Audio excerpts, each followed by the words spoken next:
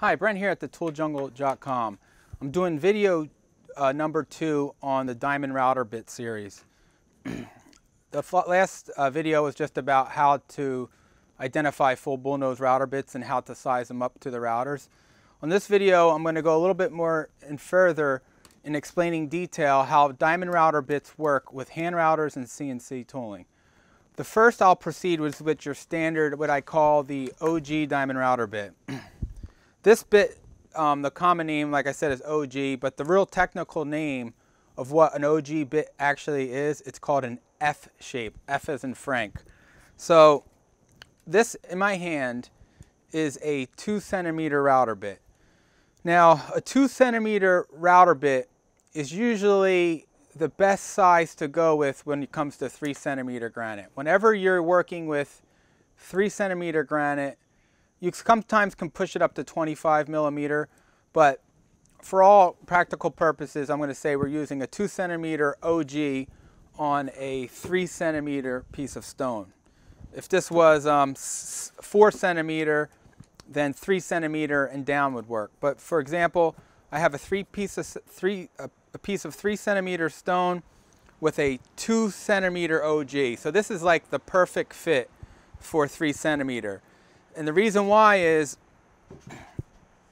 this is exactly, when you buy a router bit, this is exactly the distance. So from this point here, before the bearing, so from here to the top of this bit, it's 2 centimeters.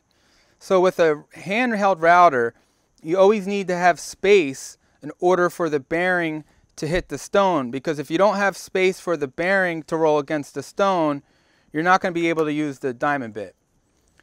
Now, if this is CNC tooling, it's completely different. CNC tooling, you can use any shape you want because the machine stops the router bit from going in. It doesn't rely on a bearing.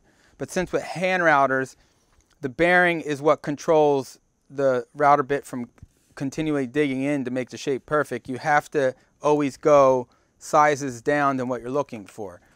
So in this demonstration, I have a 2 centimeter OG, which is, in my opinion, the perfect fit for 3 centimeter stone, especially with a router.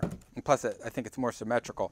So if you take a look here, if I put this router bit right at the top, this bit now has 20 millimeters of diamond to profile, and it leaves 10 millimeters of bearing to ride against it. See this bearing here? This is the roller. So this is 10 millimeters here. So it's got 10 millimeters using up for the bearing to roll against the stone, where the other 20 millimeters is the profiling. So with the diamond router bits, when it starts coming to special sizes, you must always take in the equation to add 5 to 10 millimeters extra for the bearing. So technically, if you really want the edge to look more beefier or meatier with the OG, on a 3 centimeter granite, you can go to 25 millimeters to give it more of a thicker OG look. But I think symmetrically to the eye, I think it's always better 20 millimeters with 3 centimeters. So that kind of shows you the 2 centimeter bit OG with 3 centimeters.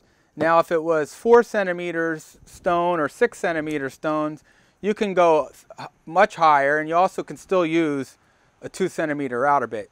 You can always use, if you were doing say 4 centimeters, there's still nothing wrong with using a 4 centimeter, a 2 centimeter router bit, suppose let's say even 6 centimeters, because this is exactly 6 centimeters here. So if this is a 6 centimeter piece edge, you still can use a 2 centimeter router bit OG, because it's going to profile it, and then the rest of it'll just have an OG with a strong flat down here.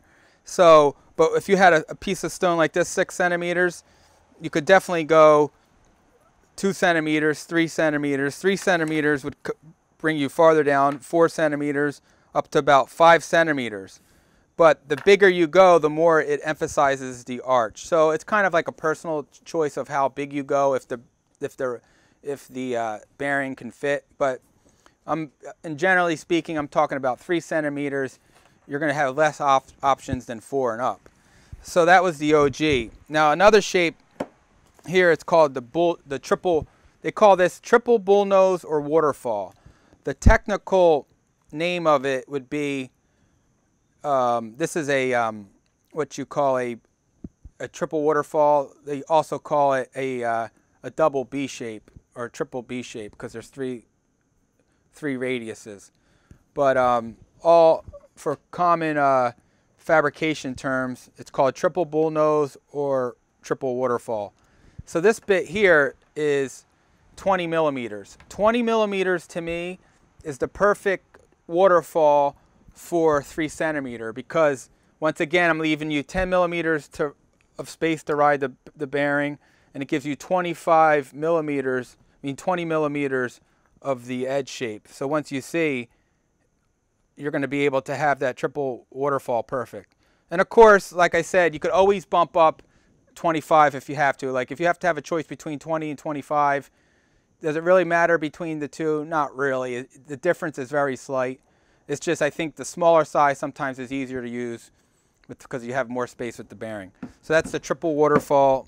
And so if someone says, oh, I'm doing 3 centimeter stone and I'm looking for a 3 centimeter router bit, once again with hand routers, it depends what you're talking about. If you're talking about bullnose, yes. You're doing full bullnoses of any shape, size where the top and bottom symmetrical, it's exactly what you're looking for. 3 centimeter stone, use a 3 centimeter router bit.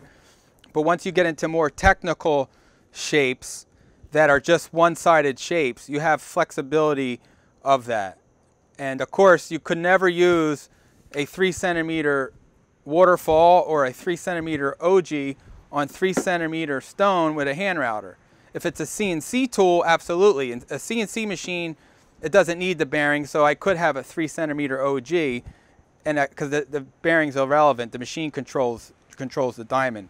So that's another thing you could take into consideration. So I hope this video was beneficial in explaining how to pick out sizes on one-sided shaped bits.